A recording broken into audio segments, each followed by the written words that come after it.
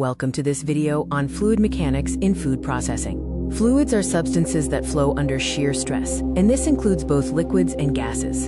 Think about the air inside a water bottle. It flows, so it's a fluid, just like the liquid it contains. Fluids behave differently based on their properties. When looking at water, milk, honey, and oil, we encounter concepts like density, which describes how heavy a fluid is for its volume, and specific gravity, which compares a fluid's density to that of water. Watch how water, cooking oil, and honey pour differently into these beakers.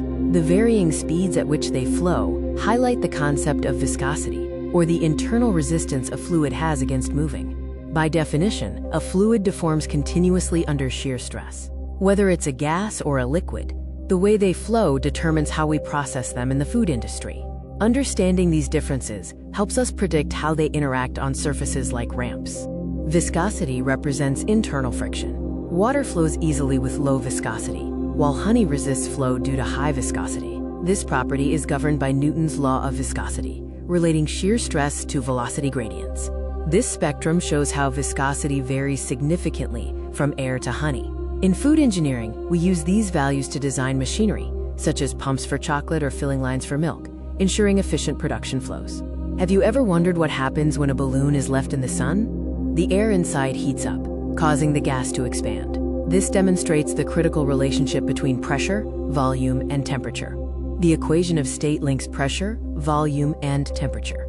In food processing, these variables are interdependent. Changing one, like increasing pressure in an evaporator, directly impacts the others, affecting the fluid state. For many engineering calculations, we use the perfect gas model. While real gases are complex, this idealization allows us to accurately model processes like nitrogen flushing in snack packaging, ensuring shelf stability. The ideal gas law is defined by the formula PV equals nRT. It is a powerful, simplified tool that engineers rely on to manage pneumatic conveying systems and other gas-based operations within a factory. The standard form, PV equals nRT, uses the number of moles. Alternatively, we can use the mass-based form, PV equals mRT, using a specific gas constant. Both forms are essential for calculating fluid behavior under different conditions. Vapor pressure measures a liquid's tendency to escape into a gas. By controlling this, food engineers use vacuum evaporation to boil fruit juices at lower temperatures, effectively preserving essential vitamins and flavor profiles.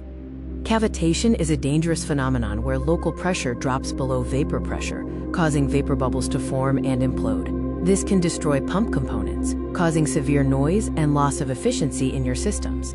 Compressibility describes how volume changes under pressure. Gases are highly compressible because of the empty space between molecules, whereas liquids are virtually incompressible. This is why we use liquids in hydraulic systems. Finally, elasticity is the fluid's ability to return to its original volume after pressure is removed. Understanding this is vital for designing safety relief valves, helping to mitigate dangerous shock waves in pressurized pipelines. Let's apply these principles to a case study, selecting a pump for a chocolate factory. Engineers must account for the high viscosity of chocolate, the temperature-dependent equation of state to prevent blockages, and the risk of cavitation if suction pressure is too high. To summarize, always remember these 5 points. Viscosity dictates pump sizing, the equation of state links fundamental variables, gases often behave as ideal, cavitation is a major risk when pressure drops, and fluids vary significantly in compressibility and elasticity. Consider this challenge: transporting cooking oil through outdoor piping in winter.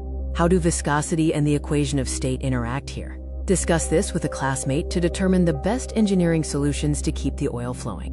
For your assignment, explain why honey is harder to pump than water, perform your viscosity calculations, and try the syringe test at home to feel the difference between gas and liquid compressibility.